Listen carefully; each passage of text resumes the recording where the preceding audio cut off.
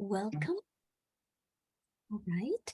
Welcome again to room 1. Okay, so we are starting our second round of presentations. Thank you for staying. Thank you for coming back. All right. And so over to you, Ellie. Yes, I can see that some people went over to room 2, which is great. Okay. But we still have like 31 people in our group. So I should like to introduce the next presentation, which is coming from Chang. And she's going to tell us about her experience with 2 Chinese in-service female teachers. Okay. So it's over to you, Chang. Okay. Hello, everyone. I'm Chang from Newcastle University. And today I would like to share my experience of mentoring Chinese English as a foreign language in service university teachers to do exploratory action research. So 3 years ago, 2 Chinese in-service female university teachers proactively approached me to ask for my help, as they were interested in conducting classroom-based research and publishing, but they didn't know how to start. Teacher 1 was concerned about students' lack of motivation in online EAP, English for academic purpose speaking sessions. And teacher 2 was struggling with improving English as a foreign language students' critical thinking skills in argumentative writing class. So this story describes how I mentored them over a 50-month period between October 2020 and March 2022, and what I learned during my journey as a beginning teacher mentor. I would like to share the 4 points about what I did as a mentor to help my mentees solve their concerns. First, communications was mainly online via Zoom and WeChat, but we held 28 hybrid meetings because we managed to meet each other in China. Second, I guided the 2 teachers to develop the research questions, collect, analyze, and interpret data.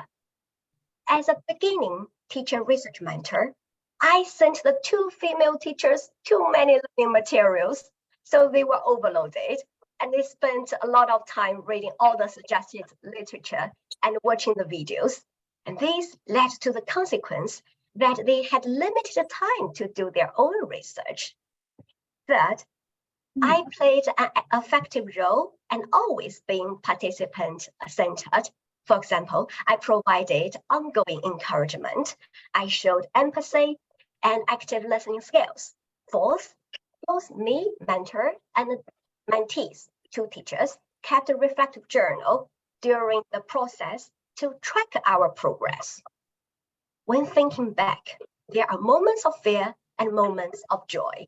Regarding the moments of fear, as a beginning teacher research mentor, how to maintain my mentees' motivation in the long-term research progress, and how to better support teachers to share their findings and do the publications.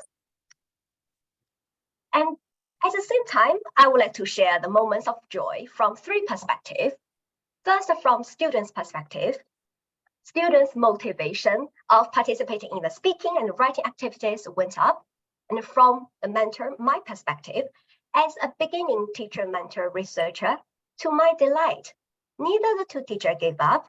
Instead, the 2 mentees told me that they really enjoy this long-term 15 months exploratory action research journey. The both teachers were proactive and engaged, and they were keen on publishing their results throughout the journey. And from the teachers, the 2 mentees' perspective, both of them were successful. They managed to do an in-house journal of the university. Teacher 1 delivered 1 presentation about reporting the EAR results and received both positive feedback from both teachers and their students.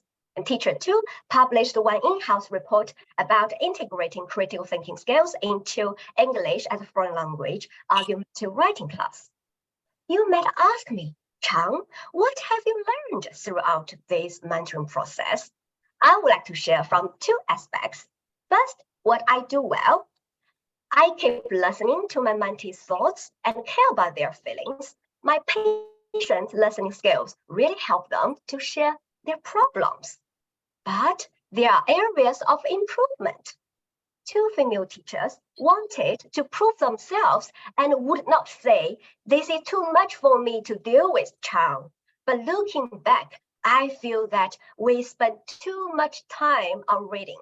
So the thing I would like to change is to balance the passive part and the active part. So this means that I will do better balance between theory and practice, focusing more on practical stages. Thank you very much. Thank you very much, Chang. Love the way you told your story. Apart from being very interesting, of course. Thank you. All right. Before going on with our next presentation, I would like to invite some of you to move to room 2 for the presentations that are going on there. Yes? All right. So let's go ahead. And now I am pleased to welcome Simona. I met Simona at the Belfast conference face-to-face, and it was a big pleasure for me. Welcome, Simona. Same for me. Simona will be sharing her mentoring experience, during which she worked with teachers in a small community of practice where all tried to help each other on in relation to particular issues. So over to you, Simona. We are all ears. Thank you very much. So my name is Simona. I am from Lithuania, and my story is about about my very first mentoring experience, where I mentored one teacher. I'll explain a little bit further on her research about how to develop emotional intelligence. So. To start off, this February, I participated in mentoring teacher research workshops, where I was really inspired to try and do some mentoring on my own. And so as I run a little group of teachers where we meet every week to share our experiences, I thought I should try and propose those teachers to explore some of their classroom issues in our little group. And out of the more or less 4 teachers that are participating in this group, just one teacher was really willing to participate in this and really got engaged. And so this story is about how I mentored that teacher's research. So her name is Gintare. She's a 4th grade classroom teacher. At the same time, she's an early pedagogy student in Vilnius University. She's doing her bachelor's degree. And in total, we had 3 meetings with Gintare within this group. So together with Gintare and all the other teachers. And during these meetings, we covered different issues. So each meeting was kind of meant for a different issue. During the first meeting, we set out to find the issue that she would like to research. And she decided that the most pressing issue for her at that time was lack of friendliness among children in her classroom. And so in order for her to kind of to understand the issue better, to define it, I proposed to her that she could maybe discuss it with her learners and with other colleagues so she could get their perspectives. And so Gintare did a lot of work on herself in addition to this discussion. And by the second meeting, she came with the issue clearly defined. She said that the way she sees it is that there's a lack of emotional intelligence among her students. And so in the second meeting, it came up that the biggest issue for her at that time was how does she develop emotional intelligence? So the way it unfolded was that there was another teacher in the meeting, and so what Gentare did, together with me and with another teacher, we were discussing, we had a really fruitful discussion about who's responsible for developing emotional intelligence among children and how can we facilitate it and how can we do it. So that was the second meeting, and then the third meeting that we had was mostly for reflection. And during the third meeting, Gentare told me that she's still on the path of discovering how to develop it, that so she continues researching it. She actually made this topic, this issue, into a topic of one of her assignments in the university.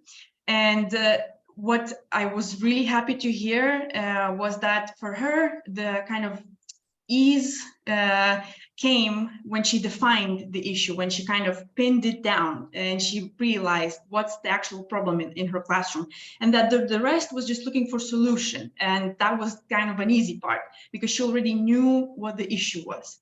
So for me as a mentor, this experience was really, really challenging. A lot of times I felt helpless, and I came back and wrote my journal, writing that I don't know what to do, how to help them, what questions to ask. Am I doing a good job? Is it a good thing or not? But on the other hand, it was incredibly rewarding to see one of the teachers from the group to embark on this research journey on her own. So she did a lot of work on her own as well, and I was incredibly proud to see that. So that's my story. Thank you very much. That was lovely, you know, with all the doubts and concerns that we have as beginning teacher research mentors, and then see them blossom and flourish and get some results and pinpoint the issues. This is really a rich and engaging experience. So now we are coming to Vanita and Gyanu. They are going to talk about a story from Thailand. Okay, so let's hear that story from the two of you. Are you going to present half and half, or yes? Thank you so much, Ellie. Excellent. So Gyanu will begin, and then I'll. Okay, thank you, Ellie. Hello, everyone. It's me, Gyanu Dahal. In collaboration with Vanita from India, we are going to share our story on the title Establishment of Rapport as a Precursor for a Dynamic Relationship. Our story is from Thailand. We got the very good opportunity to mentor 20 Thai teachers from Government School of Thailand. They were teaching in primary to higher secondary level. We e-mentored them. E-mentoring is a mentoring process which requires technologies. So in mentoring process, we have to use technologies. So we mentor them online. We knew that e-mentoring is not that easy to build rapport among the teachers and mentors, but still because of the new or unique opportunity for us, we were very enthusiastic, and we found very fantastic and committed teachers there, as well as the management. They had supported us a lot. It was unique opportunity for us because we were working in 3 different tiers. We had super mentor, and we work as a mentors, and we had mentees. So super mentor was the lead for whole project, and she had guided us. She had prepared the plan and then showed us the plan. We worked from August 2022 to March 2023, around 7-8 months. So e-mentoring, as we know that it is very, it takes much time for the mentors to have a very good conversation or build rapport with the mentees. But still, we knew that building rapport is most important in mentoring process. So it was hard for us to have good rapport between teachers, because we had started mentoring teachers when they had finished preparing their exploratory questions. So we didn't spend much time at the beginning of the project so that we couldn't get enough time for building rapport and establish our relationship, so that the mentees will be open for their conversation and they would share their background, context and experience and their interests as well. And we also couldn't share ours because we were rushed for the work. So in the beginning, what we felt is it was challenging for us to have open and meaningful conversation with our mentees because of not building rapport correctly at the beginning of the project. I'd like to request Vanita to continue. Yeah, thanks, Kian. So what did we do as co-mentors? I mean, we did not co-mentor exactly, but because we were mentoring different groups of teachers. So we had a chat over the WhatsApp, and we thought that we should not talk to them as an expert, but I think we should talk to our teachers as a colleague, friend, and a guide, and that's what worked for us. And then we, since it's online mentoring, so we created safe and secure environment, to let them share their ideas, experiences, stories, without any hesitation. And what did we do for that? We were empathetic listeners, and we did not do any dismissive listening, where we were trying to, give them those ideas or to give them those suggestions, but we just listened to them, at the first phase, because that's the way for a healthy and a strong relationship. We try to build connections with them, at the emotional and the cognitive level, where we try to understand their own perspectives. And we had a lot of reflective conversations with them, maybe over the weekends, but at their own convenient time. And I think most important for us was to set expectations, with each other. So we asked them, what do they expect from us? And we also told what we expect from them in a very polite manner.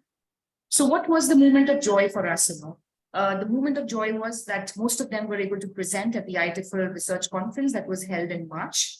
They became so confident, and they were now researchers of their own classroom. And the best part was they said that it was not important for us to, come up with the results, of our research. But the most important thing, that the aha moment, for both of us was that they said that now we are able to understand ourselves as teachers and understand the learners as well. So that was the biggest achievement, for them. So I think key learnings were, we need to be very open-minded, flexible, warm, considerate, to understand our teachers' perspectives. We should have regular catch-ups. There should be some fun moments also, with our teachers. We should be available, for them. I mean, you need to figure out that time. And we need to prepare the calendar in advance, so that we don't miss on some of the important aspects. So we would continue to be empathetic, we will continue to be empathetic, with our teachers, and try to be more flexible, with them. That's it. Thank you.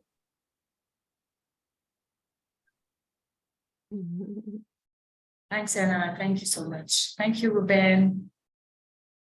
Thank you very much, Vanita and Jano. Wonderful presentation. Thank you so much.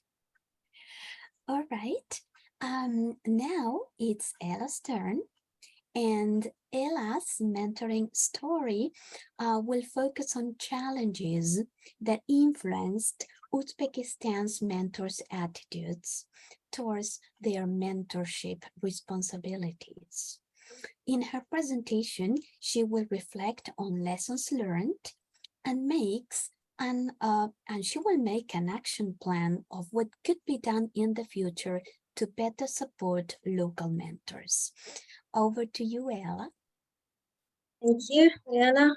Hello, everyone. Greetings from Uzbekistan. My name is Ella Maksakova. During the last 3 months, March till the end of May, I was engaged in a small teacher researchers community project, which united 7 mentors and this year 12 mentees.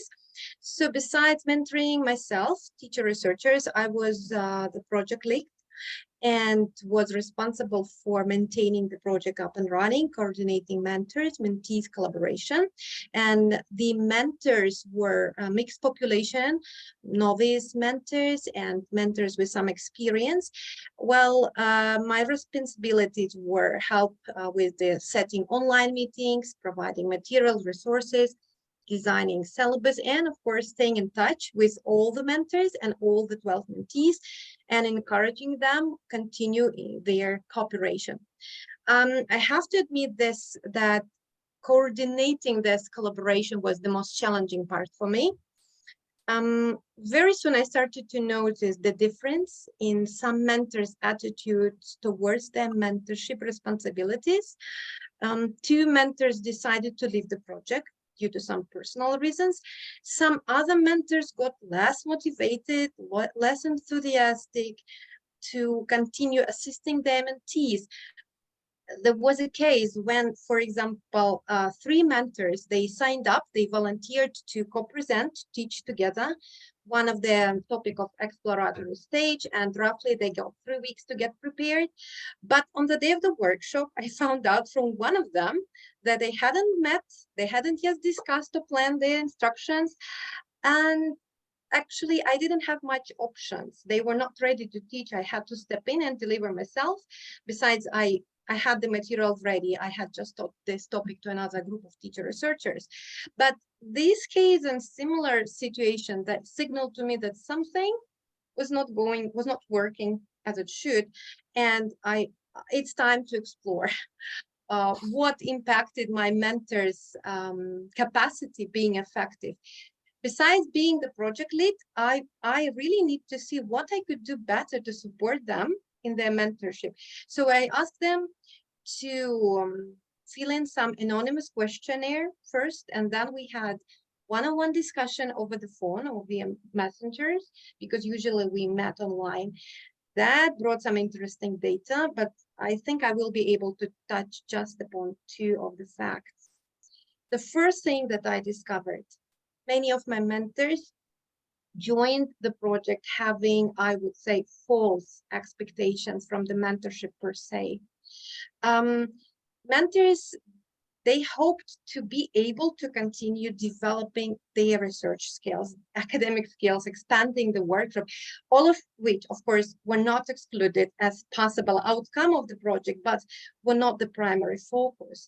And when my mentors saw that teacher researchers' needs were prioritized, considered first, they felt that they didn't have much in return, that their professional interests were not paid enough attention. And another aspect that was mentioned by many of my mentors, that they felt a lack of a good mentor role model, or a lack of a good community, sense of community. Half of my mentors were new to the role, to the position, and they were not trained how to train others. So the only experience they had, they could rely on, was their own conducting exploratory action research. But it turned out to be not enough to become a shift from from being a mentee to becoming an effective mentor. And they also mentioned that they lack practical skills, how to approach some issues about which they cannot read in handbooks. For example, they mentioned sometimes that they don't know how to approach or how to react to their mentees' ideas, which seems to be not quite viable pedagogically or methodologically. But on the one hand, they didn't want to spoon feed their teachers. On the other hand, they felt they need to be honest with them. And I also didn't have ready available answers for that. Felt like I didn't fulfill my project lead responsibility. Well, now when the project has come to its end, of course, I see that not much can be changed, but reflecting on this experience and planning for future improvements, if the project will happen again, I think I would have to invest more thinking and design in how to build a more supportive local community, and also help my mentors to join a global community. For local mentors, Uzbekistan mentors, the sense of belonging to a greater community is super important, because the mentorship status is not authorized or recognized by the educational institution, the place of work. And they felt that while doing a great job, they cannot benefit or cannot use this as a proven record for their promotion. And that's why, to celebrate their achievements and efforts that they invest, is crucial to be done as long as on the local arena and also on a more global in a more global community. That is briefly my story. I hope I will be able to add more details later. Thank you. Thank you very much, Ella. That is really interesting, the point that often we talk about what teacher researchers get out of the process, but sometimes, we are not thinking about what mentors are getting out of it, no? But it should be part of their professional development. We take it for granted that all mentors are super enthusiastic and, have superhuman qualities, okay? But we find that mentors are struggling with the same issues in time management and responsibilities and all of that. So I think, especially in multi-layered mentoring situations, it is really important to reflect on that. And that leads us to our final presentation for this afternoon. Mariana and Ruben are going to tell us about external and internal mentoring and how they went about, again, a kind of multi-layered mentoring project. Okay, so it's over to you, to the two of you. Thank you very Thank much, you. Ellie, for introducing us. Yes, it is with a special excitement that Ruben and I are going to share with you our mentoring story in higher education EASP courses at the University of Buenos Aires, at the College of Psychology, University of Buenos Aires. Our story took place in 2021. Ruben, would you tell us about a key element to our real story?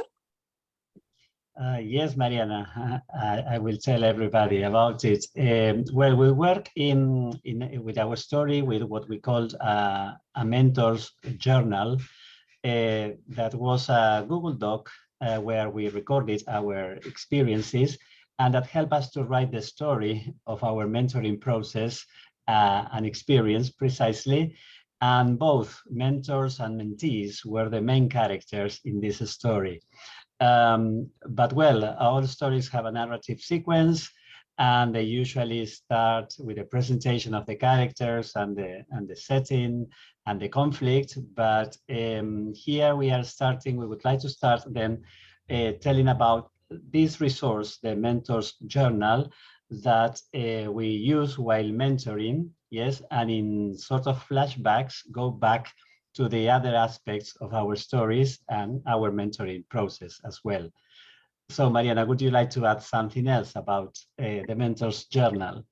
Yes, thank you very much, Ruben. Our mentor's journal. Yes, as Ruben said, we created a Google Doc at the very beginning of our story. Yes, and it was a Google Doc, and it was visible to everybody. Yes, I mean, to the two teams we would be mentoring. Yes, and it reflected what it was.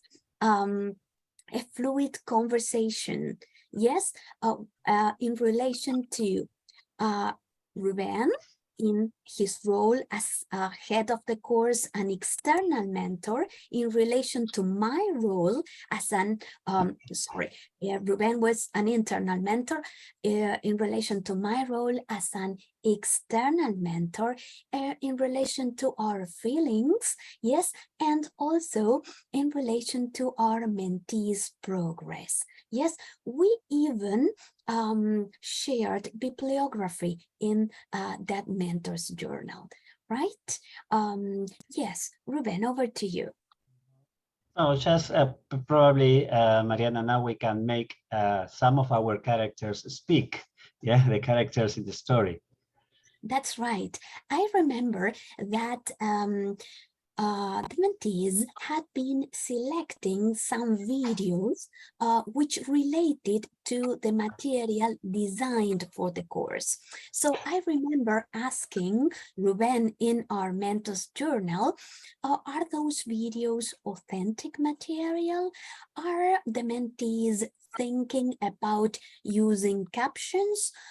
What sort of or what type of activities are they going to design, or have they already designed in relation to those videos? I also remember a comment I wrote in that journal in relation to Ruben's practice, and I wrote, looking forward to learning about how you guided your mentees and about the way in which your mentees responded to the questions you posed. What about your interventions, Ruben? Well, here Mariana had a key role as an external mentor, because she guided me also through questions, and questions related to the process. Yes, for example, one of the questions was, what are your challenges during the implementation of this mentoring program? Then also she asked me about my feelings. So she was interrogating me as an internal mentor. How do I feel as an internal mentor? And also, she also asked me about her own role as external mentor, by saying, well, the question was, do you think my role will contribute to the program? And if so, how? Yeah. So these are some of the questions. And she was constantly, Mariana was constantly guiding me in and supporting me in my role as internal mentor. Yeah.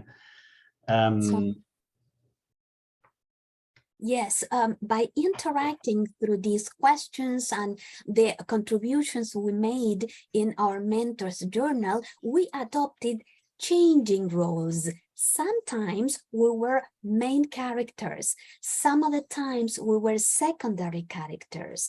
That is to say, we foregrounded our participation at times and we backgrounded our participation at others. And these roles responded to the need of the interaction between head of the course, an internal mentor, external mentor, and mentees. Yes, Ruben? Mm-hmm. Yes, I just checking the time, but our story constituted then a multi-layered project, because we were, I mean, the characters in this story were the external mentor, Mariana, the teachers, the mentees, the two teams, and myself as an internal mentor. So this interaction, yes, paved the way to working in a different manner, yeah, especially in this mentoring process with these two roles, yeah. Well, both Mariana and myself had experience mentoring individually in other situations, but in this case, it was different, because working with someone else, and also Mariana was external at that moment to the university and to the course, so she had a different perspective on what was happening inside the staff, let's say, of the university. Yes.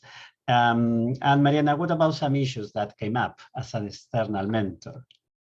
That's all right. Well, some of the issues and some of the research questions I asked myself were, for example, what does online collaborative mentorship promote in terms of relationships and in terms of organization? Yes, structural organization.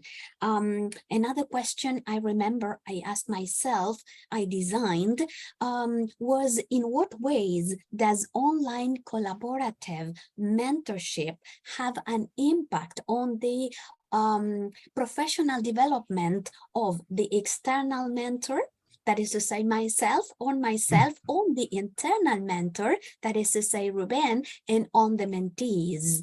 Could you mention some of your research questions, Ruben? Yes, some of the research questions I will simplify for a question of time, were basically, well, how what I was most interested in learning was how teachers responded to this proposal of carrying out a teacher research at a university level. Yeah, especially because my experience was mostly with secondary or primary school level teachers. So that's basically the key questions. There were some others, but then we can discuss if you want. Yes. But I also learned in relation to this, I learned by inquiring my own role as a mentor that had a positive impact on the participants and this relationship between mentees and mentors. Yeah, and my role basically was not static, but instead was constantly adapting during the mentoring process. Well, because of the mentees, yes, and because of Mariana's role as an external mentor, and she was also challenging me with questions and with some ideas, so that was fine. Yeah. Okay. So Mariana, maybe we can round up our presentation because of time, I'm afraid. That's all right. Yes, that's all right. So based on our reflections, yes, in our mentors journal, then mentees reflection templates, they are reflections. Yes, the interview I conducted and Ruben answered. Okay, we felt a perceived need for exploration in university classrooms. Exploratory action research was carried out at university before 2021 and is and continues being carried out now, right? From the very beginning of our story, we shared the enchantment of guiding, of accompanying our mentees when becoming teacher researchers themselves. Yes. That was a wonderful experience. They were main characters and they are students as well in their own stories while continuing their professional development, yes, and developing teacher agency as well. So thank you for your attention. That's all for now, folks. Thank you. Thank you very much. When we have two presenters, there is always a little bit of a leeway with the timing, but it's now time to go to the questions and the issues that people would like to raise. We had 5 presentations. Maybe Zenin can tell us some of the questions that have come up.